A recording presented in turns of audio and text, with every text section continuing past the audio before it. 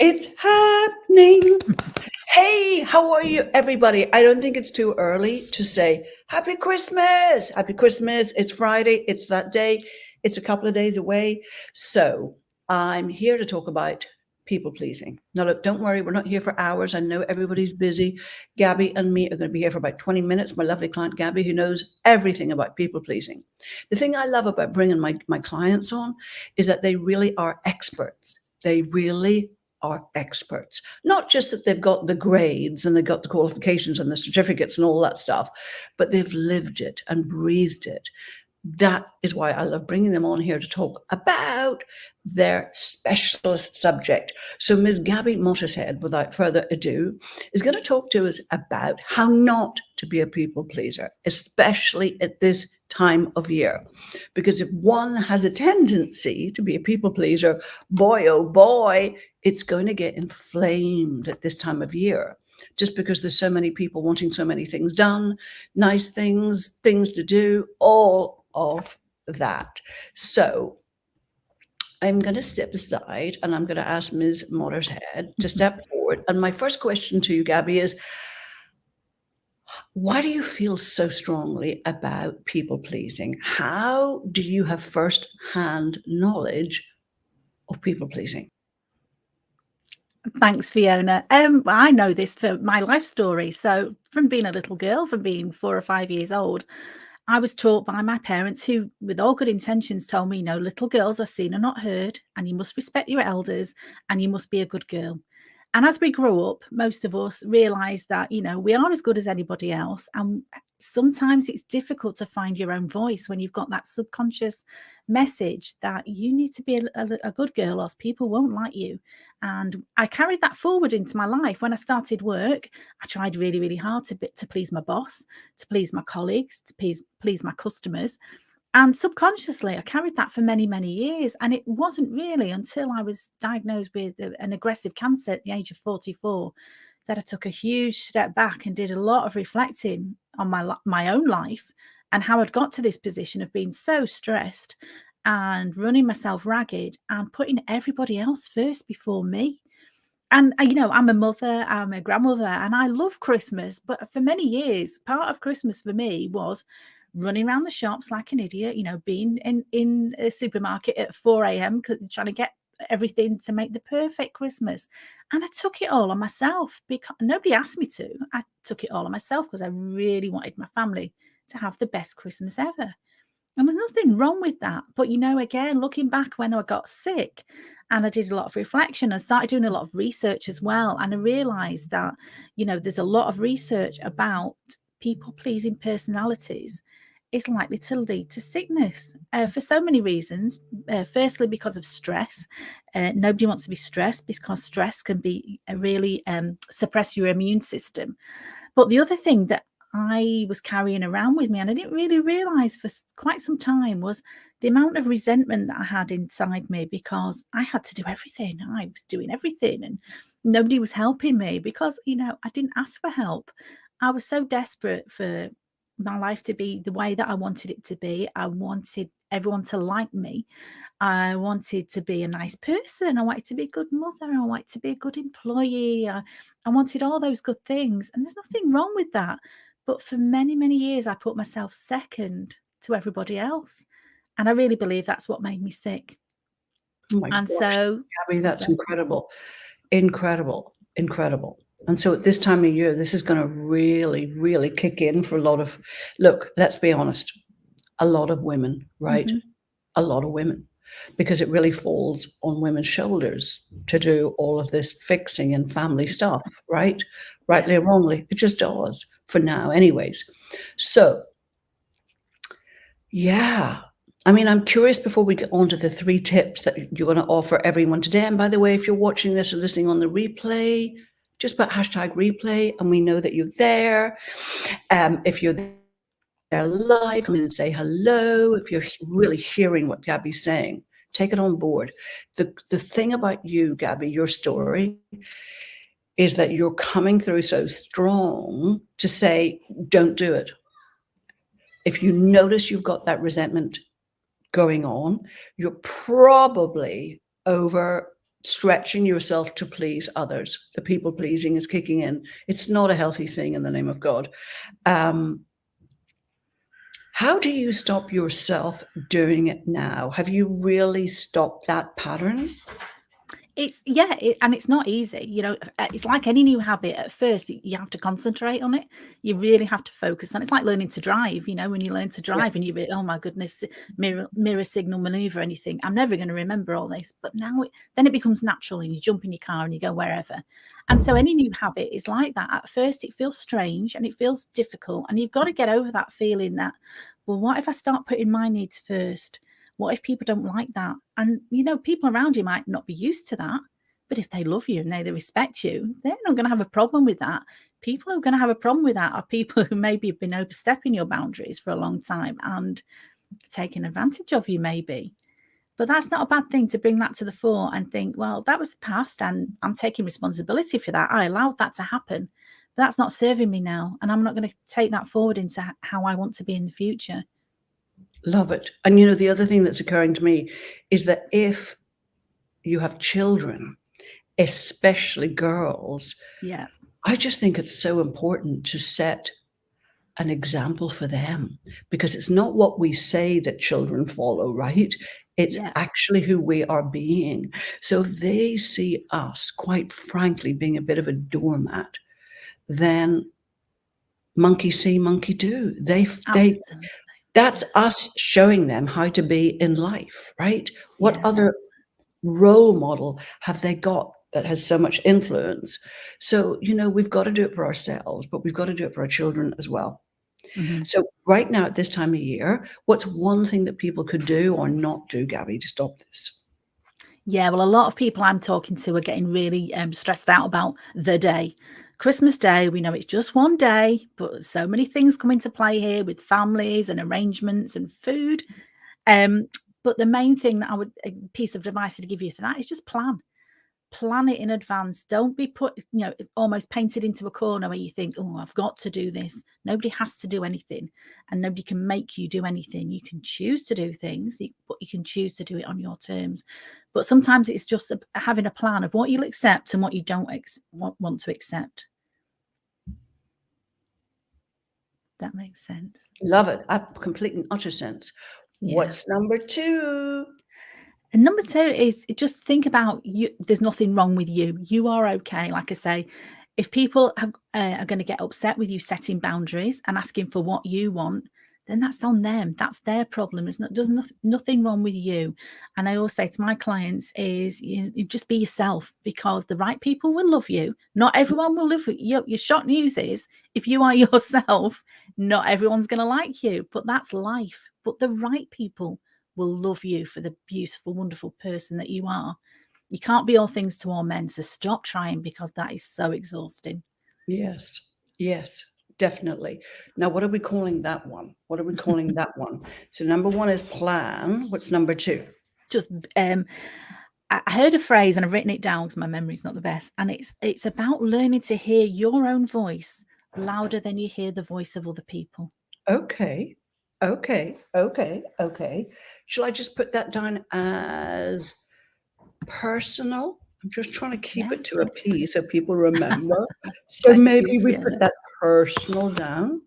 Yeah, and it's remembering you are okay as a person. There's nothing wrong with you. You don't need fixing. You're not perfect. Nobody's perfect. Well, I think I'm going to make that one perfect, right?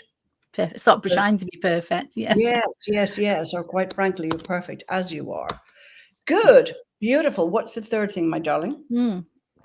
So the third one is really just what I said there about finding your own voice, knowing what your values are, putting those boundaries into place, and just accepting that that's who you are, that's what you want. You're not right, you're not wrong, you're just being you, and you're just having things on your terms.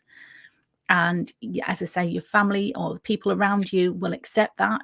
And if they don't, then that's a conversation maybe that has been storing up for many, many years that possibly you should have had a long time ago. But like I say, the resentments, and I found that myself at the balancer tip for me being a good mother sometimes into being me being a total martyr.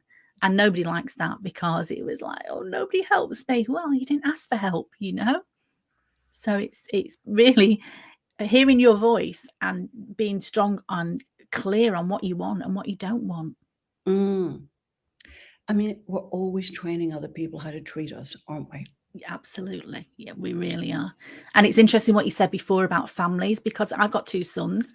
So I've always tried to be a good role model to them. But, I didn't grow up around brothers, or I didn't have many men in my family, to be honest. So that was a strange relationship for me. But now I've got granddaughters and I'm very conscious. I don't want them to think this is what women do. Women have to do the bulk of everything. I don't want them to grow up like that. I want them to, to feel like they can do an equal share, but it's not all on them. It's not all on the women in the family to make everything wonderful, which is, again, a subconscious message that a lot of us have grown up with. And Well, to it's be time we honest, change that's that. probably, yeah, I mean, that's probably programming from Mm, from ever, yeah, from yeah. generations, right? Men went out to work and women held the family together and did everything else and stretched Hmm. the money and made life work and, all of that, all Yeah, of that. So we've got to be so careful that we're not the ones now going out to work and still doing all the fixing and the sorting at yeah. home, because that's a heck of a weight. That's a heck of a burden, right? But I see so many women doing that and trying to do that. And when they fail at something, they perceive themselves as failing at something, or something slips, or something's not happened in the right way. They've not done something, they've forgotten something, or something didn't happen. They take it on themselves, thinking, "I'm not good enough. I should have done that. I should have noticed that. I should have anticipated that." Well, you're Mm. not Superwoman.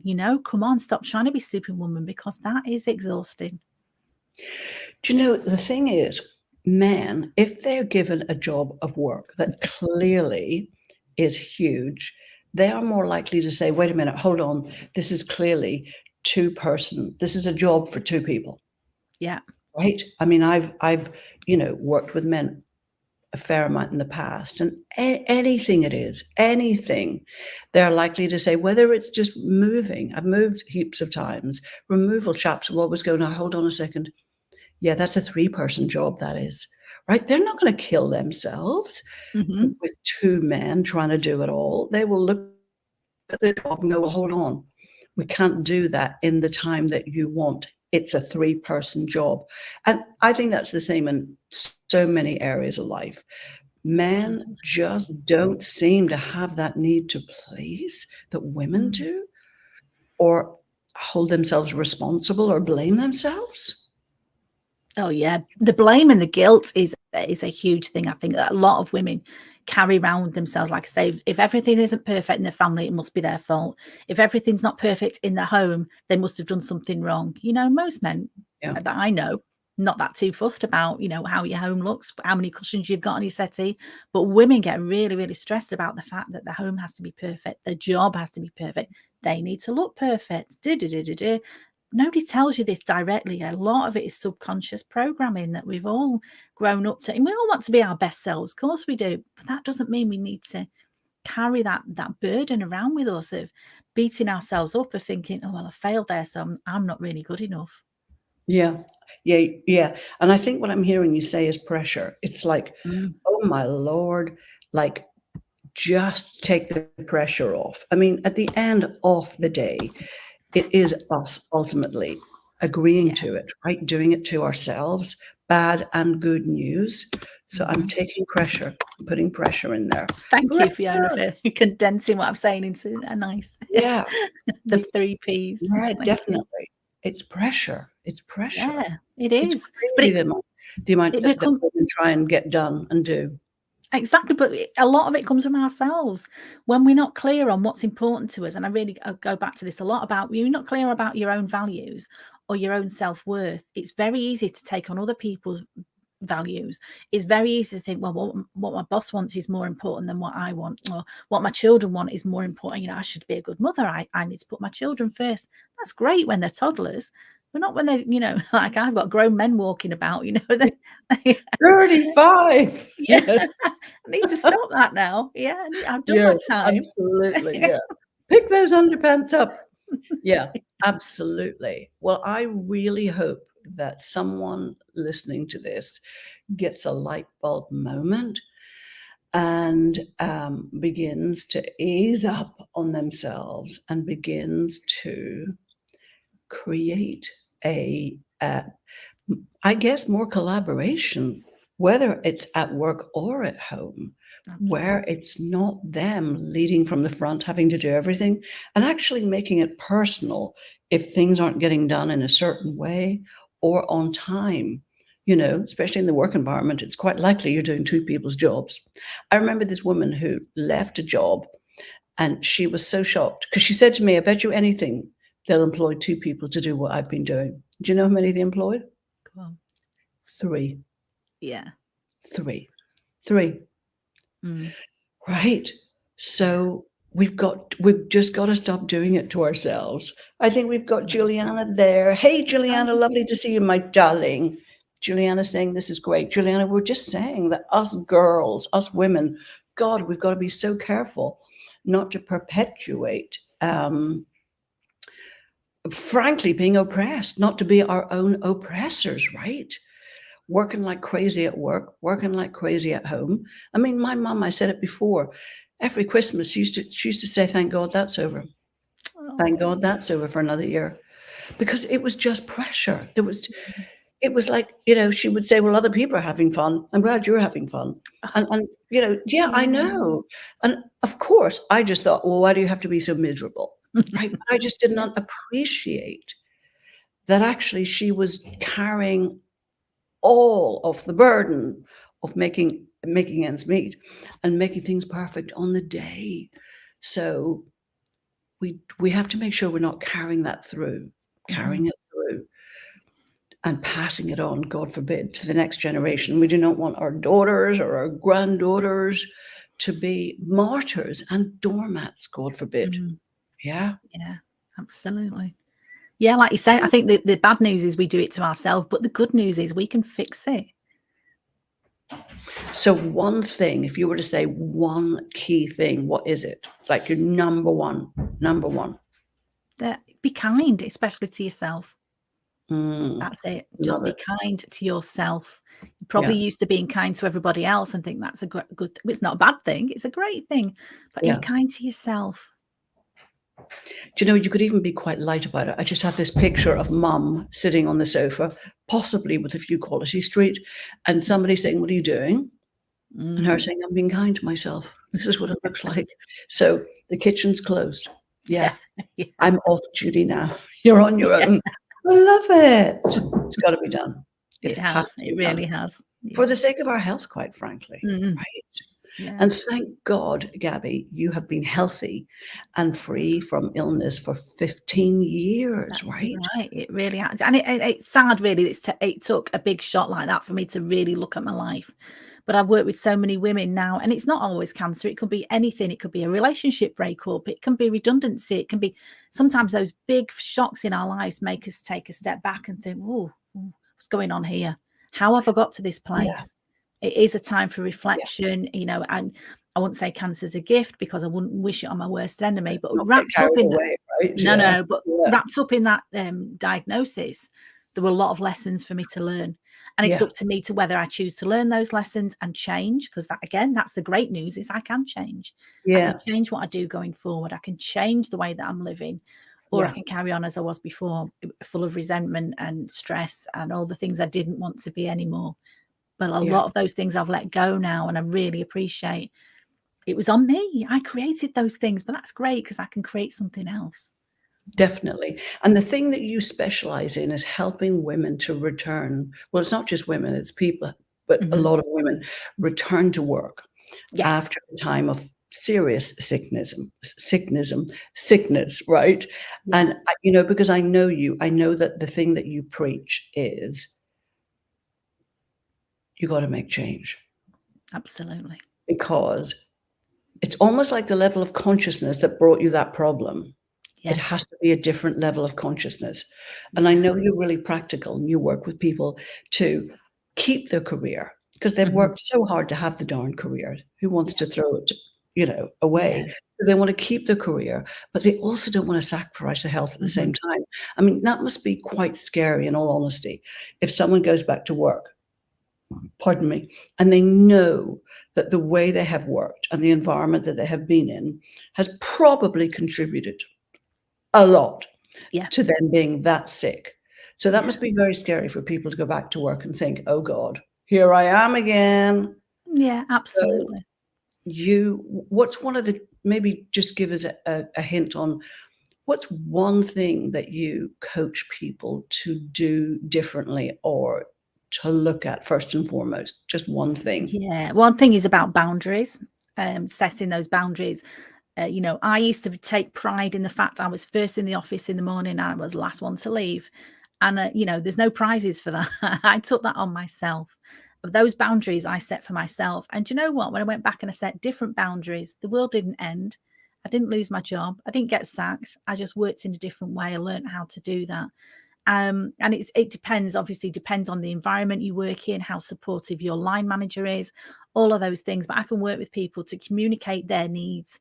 But again, thinking that your needs are valid and the most important thing is your health. But you can have both, and it really makes me sad. And I hear a lot of women, particularly, will step down from their roles after they've had a serious illness. They'll take part-time work. They'll take a less responsible role because they really believe that, oh, I can't possibly function at that level. When I want to honor my own boundaries. Great role model for me was many years ago. I worked for a woman who had a child with special needs, and she was a director, and she just came back and said, I'm working 3 days a week. That's what works for me.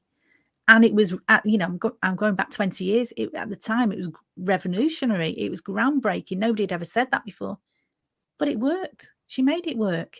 The team I made it love it. work. I love it.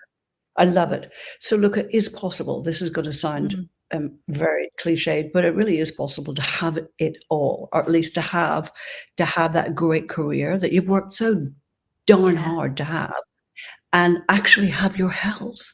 Um, abs- but I think the thing to remember also is don't go back and do the same old, right? Doing the same old, and expecting, frankly, to stay healthy. Well, now that's madness right there, isn't it?